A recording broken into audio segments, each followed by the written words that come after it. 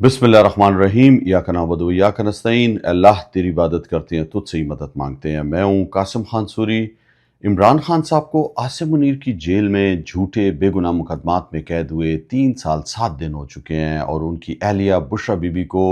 झूठे बेगुनाह मुकदमात में आसिम मुनीर की जेल में कैद हुए 838 दिन हो चुके हैं। इमरान खान साहब को तकरीबन 9 माह से कैद तन्हाई में रखा हुआ है। उनकी आंख की 85% बिनाई ज़ाया हो चुकी है और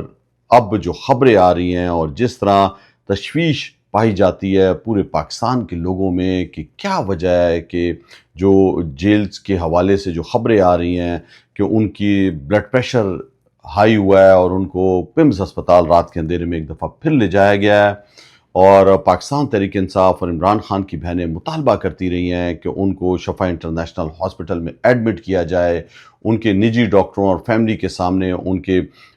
टेस्ट होने चाहिए और उसकी रिपोर्ट्स आएँ और पता चल सके कि वो क्या वजूहात हैं जिसकी वजह से इमरान खान साहब की बिनाई 85% एक आंख की ज़ाया हुई, बुशरा बीबी की 2 दफ़ा आंख की सर्जरी हुई और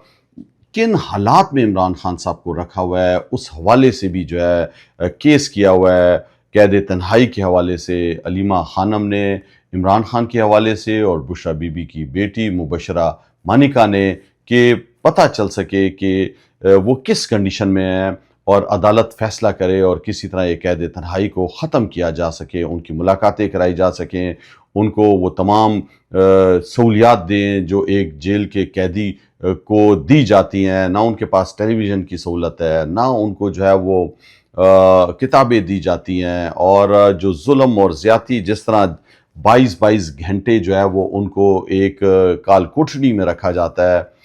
ये कोई आम इंसान इस तरह किसी के साथ नहीं कर सकता। ये सिर्फ़ और सिर्फ जो ज़हनी मरीज़ हैं वो इंतकामी कार्रवाइयाँ करने के लिए इमरान खान साहब से जो आसिम मुनीर रजीम है ये वो नीच हरकतें कर रही है और एक मुल्क के साबिक वज़ीर-ए-आज़म के साथ और उनकी अहलिया के साथ जिस तरह ये जुल्म के पहाड़ तोड़े जा रहे हैं, जिस तरह उनको कैद तन्हाई में रख कर किसी तरह के वो टूट जाएं, वो डील कर लें, वो बात मान लें, वो आज के इस यजीद की जो है वो बैत कर लें, लेकिन इमरान खान डटे हुए हैं, नहीं मान रहे, नहीं झुक रहे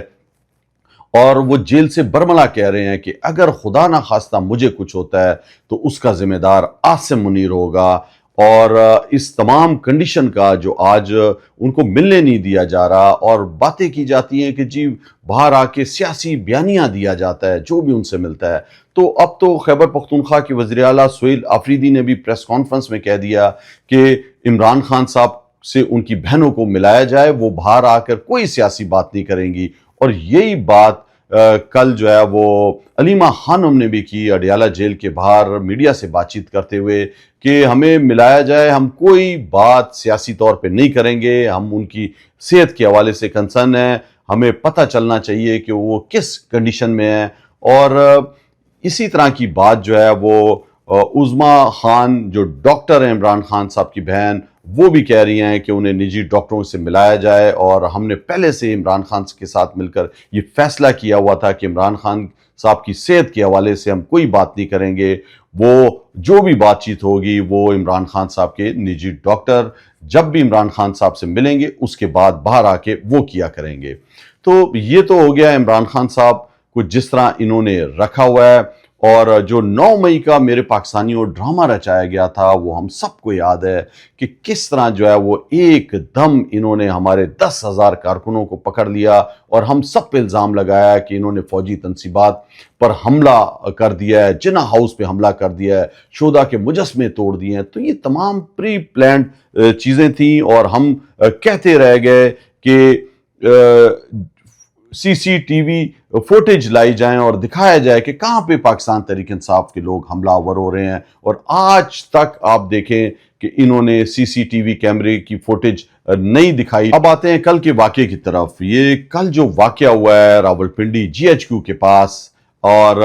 जो इल्ज़ाम तराशियां शुरू हो गई हैं एकदम मुस्लिम लीग नून के अता तारड़ और तलाल चौधरी ने प्रेस कॉन्फ्रेंस करके जी पाकिस्तान तहरीक इंसाफ के कारकुन ने जो है वो जीएचक्यू पे हमला किया, तो इनको तो शर्म नहीं आती। मेरे पाकिस्तानियों, मैंने आपको पहले बताया कि जिस तरीके से انہوں نے 9 مئی کا ڈرامہ رچایا، اب 27 سپتمبر ڈیٹ کا اعلان کر دیا ہے اسلام آباد کی طرف مارچ کا، تو اب دوبارہ سے جو ہے الزام تراشیاں شروع ہو چکی ہیں، اور اس کے اندر بدقسمتی سے جو لفافہ ٹاؤٹ عسکری صحافی ہیں وہ بھی بڑھ چڑھ کے اب حصہ لے رہے ہیں۔ تو اس واقعے کی طرف آتے ہیں، اور جو سب سے پہلے پولیس کے واٹس ایپ گروپ میں جو خبر چلی وہ میں آپ کو پڑھ کے سناتا ہوں۔ راولپنڈی فائرنگ، تھانہ آرے بازار کی حدود میں فائرنگ کا واقعہ، فائرنگ سے شہری قتل، لاش اسپتال منتقل کر دی گئی۔ فائرنگ کا واقعہ راولپنڈی کے حساس ترین علاقے میں پیش آیا، مقتول کی شناخت تاحال نہ ہو سکی، ملزمان موقع سے فرار ہونے میں کامیاب، پولیس ذرائع۔ پولیس موقع پر پہنچ گئی، واقعے کی تحقیقات کا آغاز کر دیا گیا۔ تو جو شخص قتل ہوا، پولیس پہلے جو ان کو خبر چلی ہے ان کے واٹس ایپ گروپ میں پولیس کی، وہ یہ ہے کہ ایک شخص کو قتل کر دیا گیا ہے، اور پھر بعد میں پتہ چلا جی اس کا تعلق خیبر سے ہے، اس کا نام محمد حسین ہے۔ تو بعد میں ایک دم خبر کو چینج کر دیا گیا جی کہ دہشت گردوں نے حملہ کیا ہے۔ تو میرے پاکستانیوں، آپ دیکھ لیں کہ پہلے خبر یہ چلی ہے پولیس کے اپنے واٹس ایپ گروپ کے اندر، اور بعد میں کہا گیا جی کہ کچھ فوجی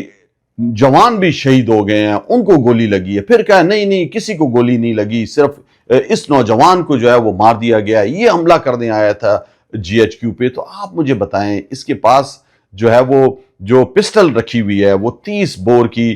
پسٹل ہے، اور اس سے کیا یہ جی ایچ کیو پہ حملہ کرنے جائے گا؟ اس کے پاس اپنے تمام شناختی کارڈ اور دوسرے کاغذات اس کی جیب میں موجود، تو کوئی پاگل ہوگا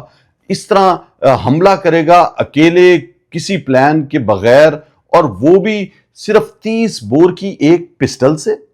آپ ذرا ان کی حرکتیں آپ دیکھیں، پہلے کہا کہ اس کو کوئی مار کے بھاگ گئے ہیں، پھر ایک دم الزام لگا دیا جی کہ یہ خود حملہ کرنے آیا تھا اور یہ حملہ آور تھا، یہ دہشت گرد تھا۔ آپ اس کا دیکھیں، ایک تصویر میں اس نے دونوں بوٹ پہنے ہوئے ہیں، اور دوسری تصویر میں اس کا اپنا بوٹ جو خون سے بھرا ہوا ہے وہ روڈ پہ پڑا ہوا ہے، اور پسٹل جو ہے وہ 30 بور کی، وہ جب پسٹل سے سارے فائر ہو جائیں تو وہ آخر میں جس طرح پیچھے جا کے لاک ہو جاتی ہے، اس طرح پسٹل پڑی ہوئی دکھائی ہے زمین کے اوپر، اور 5 گولیاں بھی دکھائی ہیں۔ تو آپ مجھے بتائیں کہ پہلی گولی کے بعد ایک ہی گولی چلی ہے، اور وہ پسٹل جو ہے وہ کیسے پیچھے جا کے لاک ہو گئی؟ جو بھی پسٹل استعمال کرتا ہے اسے پتہ ہے کہ جب ساری گولیاں چل جاتی ہیں اس کے بعد جو ہے وہ آخر میں اس طرح لاک ہو جاتی ہے۔ تو یہ تمام کہانی، پھر سی سی ٹی وی کیمرہ کہاں ہے اس کا؟ وہاں پہ تو اتنا حساس علاقہ ہے جی ایچ کیو کا، اتنے کیمرے لگے ہوئے، تو دکھائیں نا، ویڈیو دکھائیں اس کی۔ پھر جھنڈا نکال لیا ہے جی، پاکستان تحریک انصاف کا جھنڈا بھی اس کے ساتھ تھا، تو جھنڈا جو اس نے پہنا ہوا ہے وہ نکالتے ہوئے دکھائیں نا سی سی ٹی وی۔ تو ایک دم الزام لگا دینا پاکستان تحریک انصاف کے اوپر کہ جی انہوں نے دہشت گرد بھیجا ہے۔ دیکھیں میرے پاکستانیوں، یہ بات سمجھنا پڑے گی ہم سب کو کہ عمران خان صاحب کی جو پاکستان تحریک انصاف تحریک ہے، یہ پرامن تحریک ہے، یہ عام پاکستانیوں کی تحریک ہے۔